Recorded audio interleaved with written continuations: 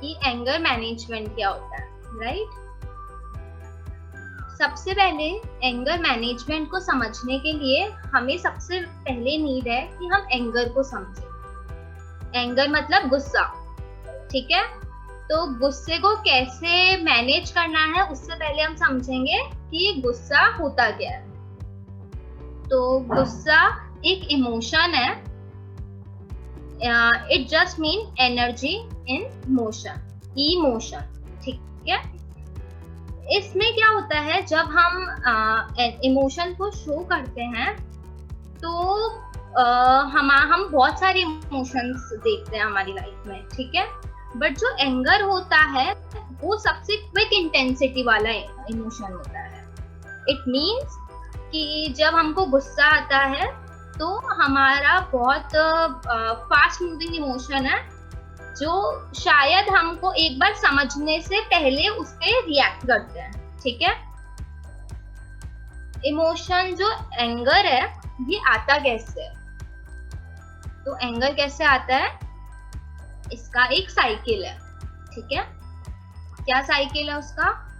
ABCD। ABCD is a cycle of anger, ठीक है। A मतलब क्या होता है? कोई भी एक्टिवेटिंग इवेंट, जब हमें गुस्सा आता है एकदम से, ठीक है। B पे क्या होता है? B पर जब हमारा गुस्सा आकर बिल्कुल पीक पे चला जाता है, जब हम चिल्लाने लग जाते हैं, जब हम समझ नहीं पाते कि हम किसी को क्या बोल रहे हैं, शाउट करते हैं, उसको उल्टा सीधा बोलते हैं, ठीक है, वो हमारा होता है B। C क्या होता है? जब हमारा वो सेम बिहेवियर कंटिन्यूअसली चलता रहता है, मतलब चलता ही रहता है, हम बोलते ही जाते हैं, शाउट करते ही जाते हैं, और वो थोड़ा सा कम होने लगता है। D क्या होता है? Donkey state.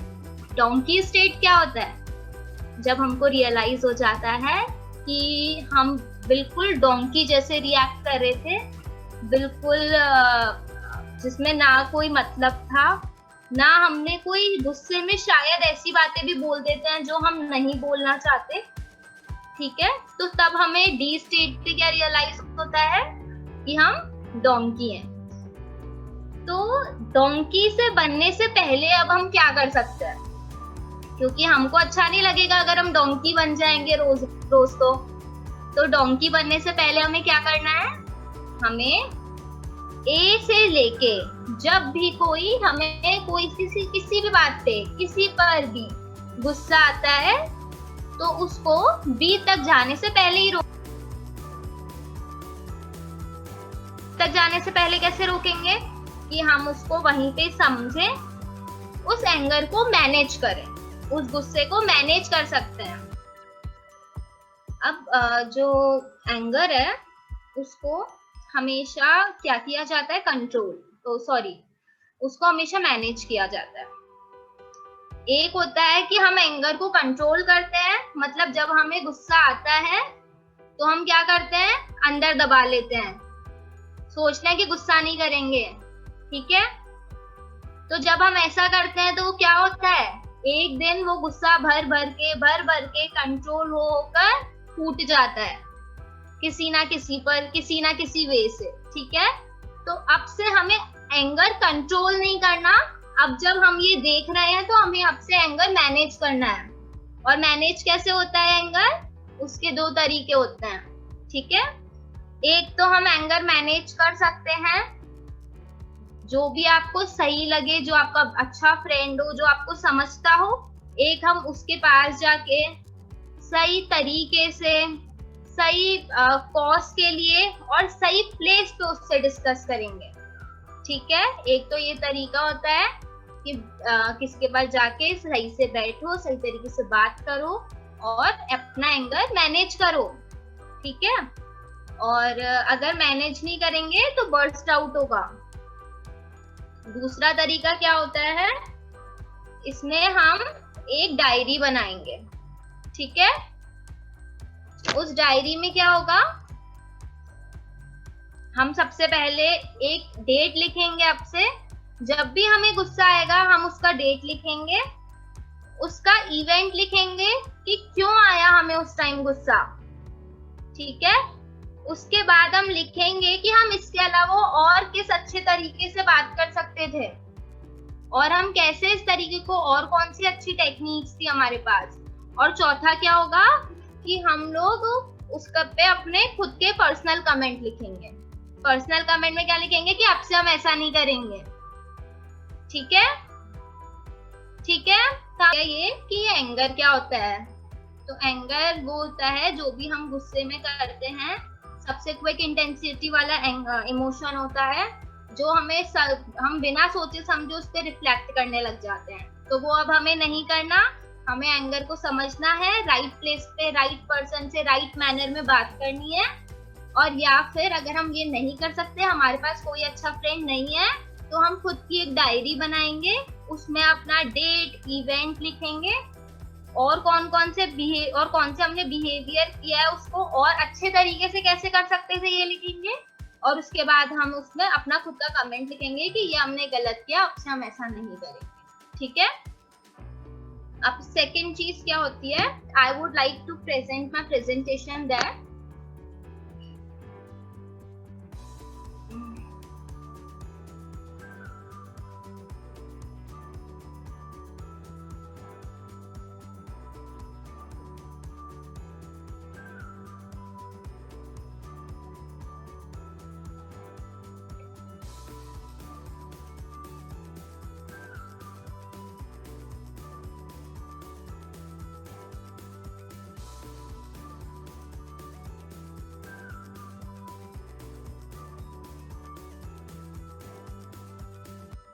Roma, it is visible.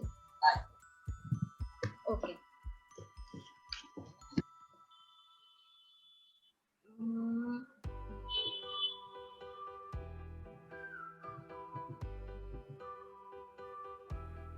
Okay.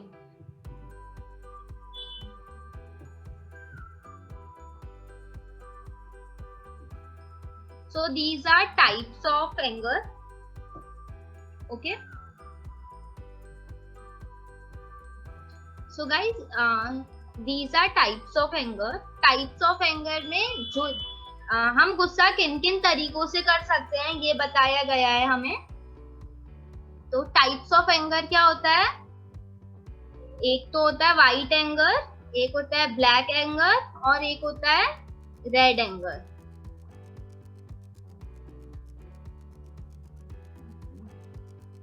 So white anger में क्या होता है, जब भी हम किसी को डांटते हैं या उस पे गुस्सा करते हैं, पर क्यों करते हैं, उसकी भलाई के लिए, ठीक है। आप अपने दोस्त को डांट रहे हो क्योंकि आप चाहते हो कि वो बहुत अच्छी पढ़ाई करे, वो अपने करियर में फ्यूचर में बहुत अच्छा करे, वो किसी दूसरे गंदी दोस्त की संगति में तो उसको मना करते हो, उससे लड़ते हो कि नहीं लड़ते हो, लड़ते हैं।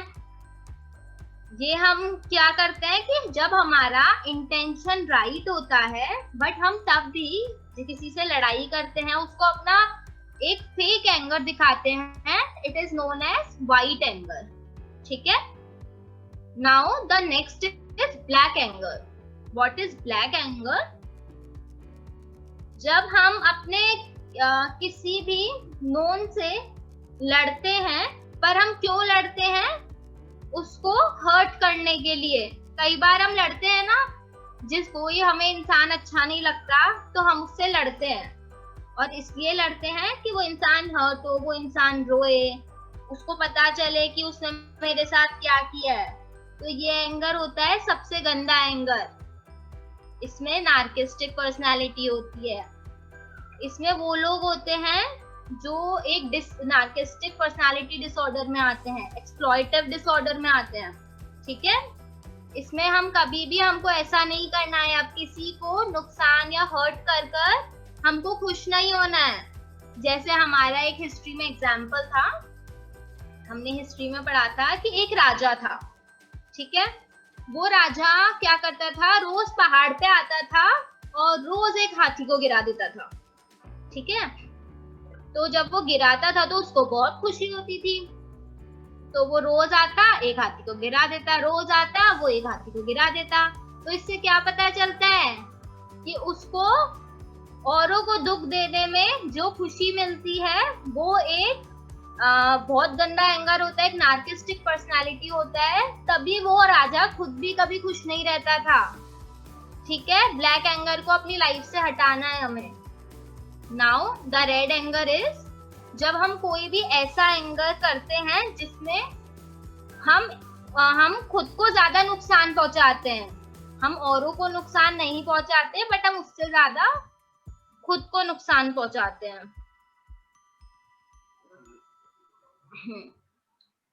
जब हम किसी और से बात करते हैं, खुद को और किसी और से बात करते हैं, हमको गुस्सा तो आता है कि किसी ने हमारे साथ गलत कर दिया, फिर हम चिल्लाने लग जाते हैं, और उससे क्या हुआ, उसका नुकसान हुआ या हमारा हुआ?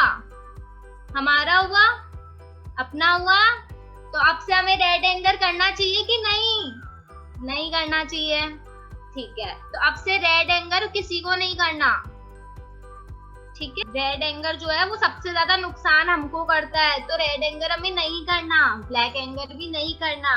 अगर थोड़ा सा करना है तो white anger is healthy, white anger करना है, लोगों के अच्छे के लिए एंगर करना है। ठीक है, जिससे खुद को भी नुकसान नहीं हो।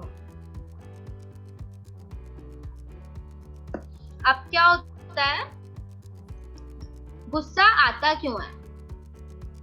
क्यों आता है आप लोगों को गुस्सा?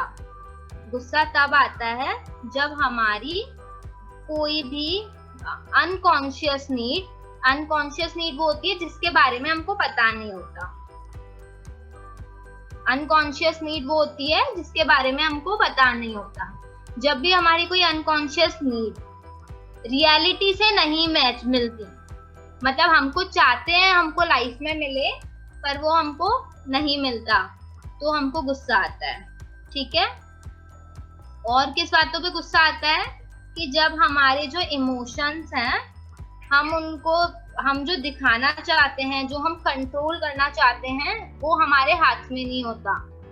ठीक है, आउट ऑफ कंट्रोल चीजें होने लग जाती हैं, तब एंगर आता है। कुछ चीजें जो होती हैं वो होता है जब हम बच्चे होते हैं, तो बचपन में हमको बहुत सारी चीजों पे डांटा जाता है, मारा जाता है, डराया जाता है। तो जब हम ऐसे डरते हैं और ना किसी भी बात पे कोई हमारी ख्वाहिश, कोई नीड हमारी अधूरी रहती है, वो हमारे आगे वाले टाइम पे हमको अफेक्ट करती है। वो हमारे लाइफ स्पैन में एडल्टहुड तक और may be more than end of the life span वो हमें अफेक्ट करती रहती है। तो जब हमें नहीं पता कि हमारे सबकॉन्शियस माइंड में क्या कुक हो रहा है, बट स्टिल वो हमको अफेक्ट करती है बिना जाने। तो एक ये भी बहुत बड़ा कॉज होता है जिसकी वजह से हमें एंगर होता है। इसके अलावा एंगर क्यों होता है, जब हम कोई भी फियर ऑफ लाउड म्यूजिक होता है। फियर ऑफ लाउड म्यूजिक में क्या होता है, कोई हम पर चिल्लाता है। ठीक है, अब वो हम पर चिल्ला रहा है तो हम क्या करेंगे, हम उसके ऊपर डबल चिल्ला देते हैं। तो इस गुस्से को क्या बोला जाता है? ये गुस्सा हम क्यों करते हैं? क्योंकि जब हम पे कोई चिल्लाता है तो हमको उससे एक फियर क्रिएट होता है। उस फियर को हम अवॉइड करने के लिए उससे और डबल चिल्लाते हैं। ठीक है, जब हम उससे और डबल चिल्लाते हैं तो ये होता है फियर ऑफ लाउड म्यूजिक, कि कोई हम पर उससे ज्यादा ना चिल्लाते। ठीक है, तो अब जब भी हमें कोई भी ऐसे चिल्लाएगा तो हमें कैसे रिएक्ट करना है उस पे? जब कोई हम पर चिल्लाता है तो हमें उसको ऐसे रिएक्ट नहीं करना कि वो चिल्ला रहा है तो हमें उससे डबल ज्यादा चिल्लाना है, नहीं। ठीक है, ये एक बहुत गलत चीज है। ये हमारी जो हमारी इंटेलिजेंस है उसको भी अफेक्ट करती है, ये हमारे और इमोशंस को भी अफेक्ट करती है, ये हमारे अटेंशन, फोकस सबको अफेक्ट करती है। इसके अलावा जो कई बार हम फिजिकल एबनॉर्मेलिटी से भी हमको गो थ्रू करना पड़ता है। ठीक है, तो हमें ये चीजें नहीं करनी। हमें क्या करना है, जब भी हमें अब किसी पे कोई भी हम पर गुस्सा करेगा तो हमें उसके सामने चुप रहना है। ठीक है, उसका गुस्सा पहले खत्म हो जाने दो। हमें पता है वो इंसान गुस्सा कर रहा है, जब इंसान का गुस्सा खत्म हो जाएगा हम उसको तब बोलेंगे। कि आप गुस्सा क्यों कर रहे थे। ठीक है, इससे क्या होगा कि जब हम उससे पूछेंगे उसका गुस्सा खत्म होने के बाद कि आप गुस्सा क्यों कर रहे थे, तो वो एक रियलाइजेशन स्टेज पे होगा। उस रियलाइजेशन स्टेज पे वो आपको 2 वेज से करेगा, या तो वो मानेगा ही नहीं कि मैं गुस्सा है ना गलत चीज पे कर रहा हूँ, या वो मानेगा कि मैं गुस्सा सही चीज पे कर रहा हूँ। ठीक है, अगर वो सही चीज पे कर रहा है तो आपको उसको let go let go on करना है। ठीक है, आपका क्या वहां पे आपका क्या फेस था, आपकी क्या रिस्पॉन्सिबिलिटी थी कि आपको उसको बताना है अपने फ्रेंड को कि तू गुस्सा कर रहा है और ये तेरे लिए भी सही नहीं है, और तू गुस्सा क्यों कर रहा है, क्या तुझे मुझसे कोई ग्रजेस है। एक तो ये तरीका है। अगर वो नहीं समझ रहा तो उसको आपका वहां पे रिस्पॉन्सिबिलिटी कंप्लीट हो गई है। अब आपको या तो वो इंसान रियलाइज कर लेगा या फिर वो इंसान रियलाइज नहीं करेगा। ठीक है, तो आपको उसको मूव ऑन करना है उसके बाद। ठीक है, बट ग्रजेस कभी हमारे अंदर नहीं रहने चाहिए। जब वो हमारे अंदर रहेंगे तो वो हमारे अनकॉन्शियस माइंड, जिस माइंड के बारे में हमको नहीं पता, वो लीड करेंगे। और जो माइंड होता है वो कॉन्शियस, सबकॉन्शियस और अनकॉन्शियस होता है। कॉन्शियस वो होता है जब हमको पता है हम अभी क्या कर रहे हैं। जैसे बहुत सारे बच्चे यहाँ पे हंस रहे हैं, बहुत सारे बच्चे यहाँ पे शैतानी कर रहे हैं, बहुत सारे बच्चे बहुत ध्यान से सुन रहे हैं और बहुत सारे बच्चे आपस में बात कर रहे हैं। ठीक है, तो ये हमें पता है कि हम क्या कर रहे हैं। सबकॉन्शियस माइंड क्या होता है? 3 में से सबकॉन्शियस माइंड वो होता है जब हमें पता ही नहीं है हमारे साथ हम क्या कर रहे हैं। अनकॉन्शियस माइंड क्या होता है? जब हमारे पास कोई और फोर्स हमें लीड करता है, कोई पुराना फोर्स जो बहुत पहले हमारे साथ कोई चीज हो गई हो, जैसे हमारे किसी फ्रेंड ने हमसे गंदे से बात कर ली। ठीक है, अब हम शायद 5-6 साल बाद वो तो भूल गए कि उसने हमसे गंदे से बात करी थी और उस टाइम उसने मुझे हेल्प नहीं करी थी, पर हमारे अंदर वो एक्सपीरियंस रह गया कि हमें कभी भी किसी से भी इस बिहेवियर से कोई चीज नहीं मांगनी, या हमें इस चीज से इस तरीके से हमको रिवर्ट मिला था तो हम वो चीज आगे नहीं करेंगे। ठीक है, तो हमें इस बात का ध्यान रखना है। अब इसके अलावा क्या होता है, आजकल जैसे आप लोग देख रहे हो बहुत सारी नेगेटिविटी स्क्रीन पे आती है, जैसे कि इंस्टाग्राम है, सोशल मीडिया है, फेसबुक एंड ऑल। कई लोग उससे बहुत अफेक्ट होते हैं, और इसमें अभी रिसेंट रिसर्च में शो हुआ है कि ये सबसे ज्यादा हमारे एंगर को अफेक्ट करता है। जब ये हमारे सबसे ज्यादा एंगर को अफेक्ट करता है, तो अब हमें इसको कैसे रिवर्ट करना है। इस मॉडर्न लाइफ स्पैन में आप कैसे इन सारी चीजों से गो थ्रू करोगे। तो इसमें क्या करना है, हमें जब भी हमें कोई नेगेटिव पोस्ट दिखती है या हमें कोई भी ऐसी चीज करनी है, तो हमें उस पर रिवर्ट नहीं करना, हमें उस पर अपना अटेंशन नहीं देना, क्योंकि जितनी बार हम लोग उस चीज का अटेंशन देंगे, कंटिन्यूअसली वही चीज हमें रेप्लिकेट होती रहेगी। तो जब भी हमारे पास सामने कोई ऐसी चीज आती है, तो हमको उसको कैसे डील करना है, हमें उस पर इतना ज्यादा टाइम इन्वेस्ट नहीं करना, उस स्क्रीन टाइम से गैप लेना है और अपनी और जो एक्चुअल इमोशंस हैं, एक्चुअल रियलिटी है, उसको एक्सपीरियंस करना है। बिकॉज एंगर क्यों डे बाय डे बढ़ता जा रहा है, बिकॉज उसमें जो हमारा ब्रेन का सेरोटोनिन केमिकल है वो ठीक से रिवर्ट नहीं कर पा रहा। ठीक है, सेरोटोनिन केमिकल कम हो रहा है और डोपामिन केमिकल बढ़ता जा रहा है। इसलिए हमें स्क्रीन टाइम को थोड़ा अवॉइड करके अपने रियल इमोशंस को एक्सपीरियंस करना है। कई लोग अपने रियल इमोशंस को, डर को, फियर को, लव को, एंजाइटी या पॉजिटिविटी, माइंडफुलनेस, इन सारी चीजों को कोई एक्सपीरियंस नहीं कर पा रहे। ठीक है, तो जब हम इन पे टाइम देंगे, इनको एक्सपीरियंस करेंगे, तो उसमें से जो आउटपुट निकलेगा वो हमेशा हमारा जो एंगर है, जो नेगेटिव इमोशंस है, एंजाइटी है, ये सारी चीजें एक लिमिट तक, एक स्मॉल काइंड ऑफ थिंग तक, everything between normal, but when it comes to on the peak point, then it will definitely create some trouble for all of us, right? So we should also avoid this negativity. अच्छा, अब इसके अलावा 4 stages हैं। उन 4 stages में क्या है, 4 stages है एंगर की। उन 4 स्टेजेस में है on unconscious and uncompetent. The first stage is uncompetent and unconsciousness. उसमें हमारा है, जैसे हम लोग गाड़ी सीखते हैं, ड्राइविंग, ठीक है। तो इसमें आप कह सकते हो जैसे ना तो आपको अपने फियर के बारे में, ना आपको अपने इमोशंस के बारे में पता है, और वो इनकॉम्पिटेंट है, ना ही आप उससे डील कर रहे हो।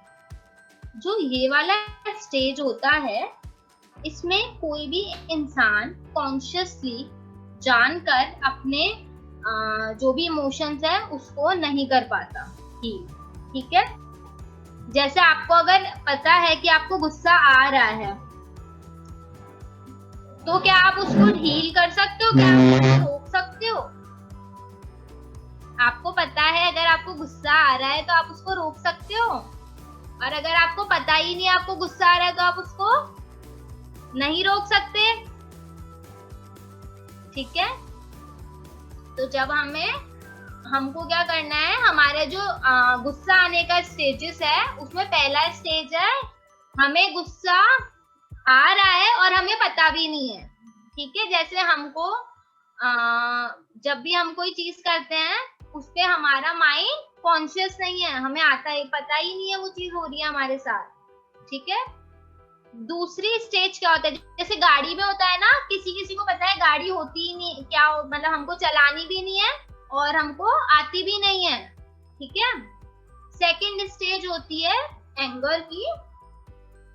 उसमें क्या होता है, जब हम कॉन्शियस तो होते हैं पर इनकॉम्पिटेंट होते हैं।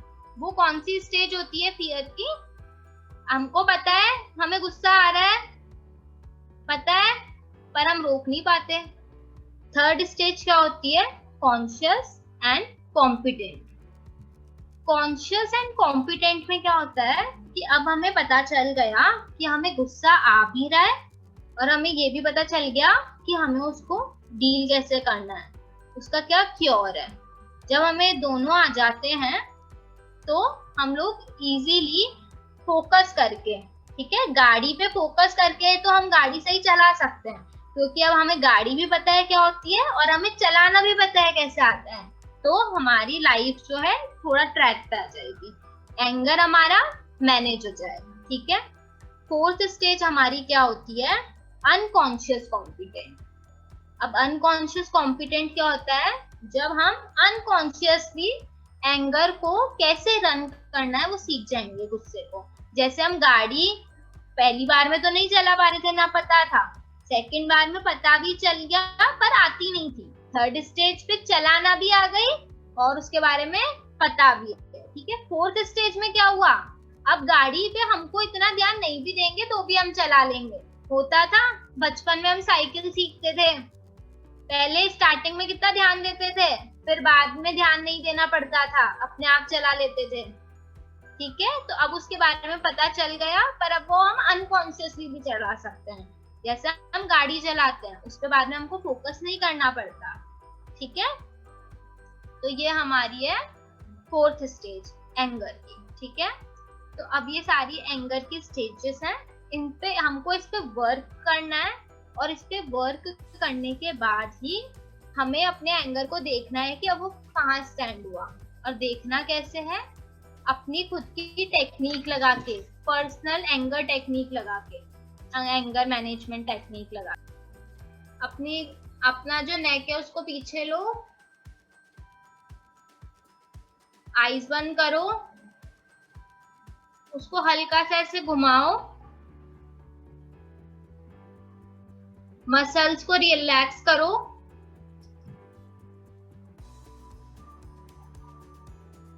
ब्रीद लो, ब्रीदिंग करो, ब्रीद अंदर लो,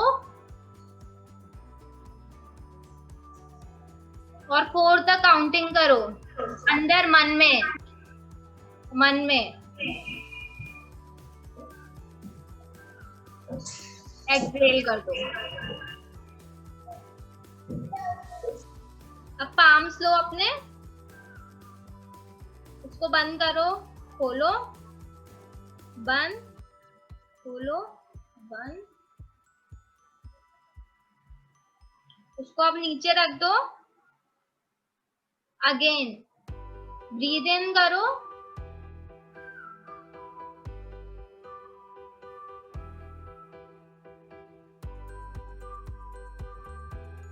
again breathe in, hold 1 2 3 4, breathe out. जब एंगर आता है तो हमें कब पता चलता है कि हमारा एंगर बहुत ज्यादा हो गया है? कब पता चलता है कि अब हम जो एंगर है वो हमारा नॉर्मल नहीं है, अब वो बहुत नॉर्मल से बहुत ज्यादा हो रहा है? कब पता चलता है हमें? जब भी हम कोई भी चीज करते हैं और वो हमारी बहुत फ्रीक्वेंट वे में होने लग जाती है और बहुत ज्यादा होने लग जाती है, जिससे हमारे जो पर्सनल रिलेशंस हैं वो अफेक्ट होते हैं, क्योंकि हम सबके साथ अच्छा बिहेव नहीं कर पाते। तो जो हमारे दोस्त हैं, हमारे फ्रेंड्स हैं, जब ये लोग हमसे बात करना छोड़ जाते हैं, इससे पहले हम एक एक्सप्लॉइटिव पर्सनालिटी बने। एक्सप्लॉइटिव पर्सनालिटी होती है जब भी हम किसी से भी अच्छे से बात नहीं कर पाते, जब कोई हमसे बात करता है या हम उनसे बात करते हैं तो हमें छोटी छोटी बातों पे गुस्सा आने लग जाता है। ठीक है, जब हमको ये समझ में आ जाता है कि हम कंट्रोल करने की कोशिश तो कर रहे हैं, पर हमारे पास इंटरनली कोई ऐसा फोर्स आ रहा है जो हमको कंट्रोल नहीं होने दे रहा, जिससे हम बहुत फ्रीक्वेंट वे में करते हैं, तब हमें पता चलने लग जाता है कि this is the right time, जिसमें अब हम खुद नहीं ये सारी चीजें डील कर सकते और अब हमें किसी को दिखाना चाहिए, किसी से बात करनी चाहिए। ठीक है, वो कोई बात करने वाला हमारा फ्रेंड हो सकता है, वो कोई बात करने वाला आपका कोई भी क्लोज हो सकता है, आपके मम्मी पापा कोई भी। ठीक है, वो बात करने वाला कोई भी भाई बहन हो सकता है, कोई भी टीचर हो सकता है, कोई भी हो सकता है। ठीक है, तो जब भी हमें ऐसा फील हो कि हम बहुत ज्यादा गुस्सा करने लग गए हैं, जल्दी जल्दी हम किसी से बात नहीं करते, कोई हमसे बात करना पसंद नहीं करता क्योंकि हम अपने खुद का गुस्सा नहीं कंट्रोल कर पा रहे हैं, तब हमें किससे बात करनी चाहिए? जिससे हम सबसे ज्यादा क्लोज। ठीक है, उससे क्या होगा, जब भी हम किसी से बात करते हैं तो हमें बहुत एक से ज्यादा सॉल्यूशन मिलते हैं।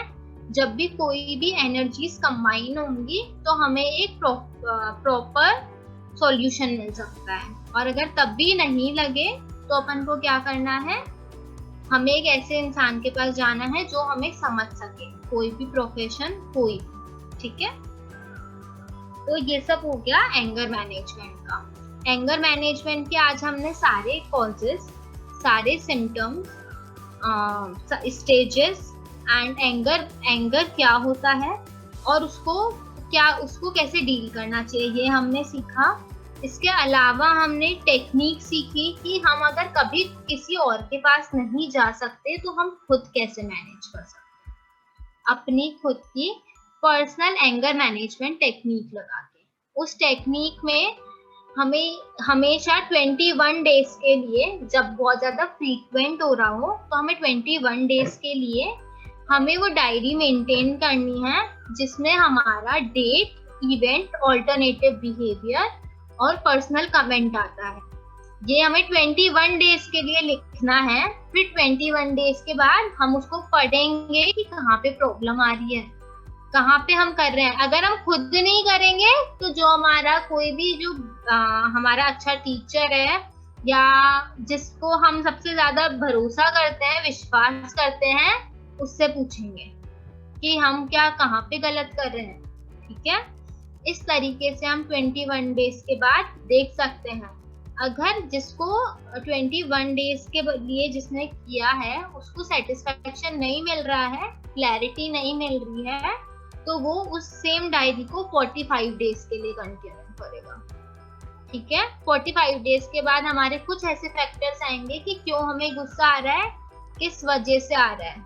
क्योंकि जब हम यहाँ पे इस वर्ल्ड में आते हैं तो हम आते बिल्कुल परफेक्ट हैं, पर एंगर कहाँ से आता है? एनवायरमेंट से, लोगों से, हमारे खुद से। तो हमें क्या पता करना है कि एंगर आ कहाँ से रहा है? आ तो हम में ही रहा है, पर कहाँ से आ रहा है? जब हम खुशी महसूस कर सकते हैं, जब हम डर महसूस कर सकते हैं, जब हम गुस्सा महसूस कर सकते हैं, तो ये सब कहीं ना कहीं से आ रहे हैं।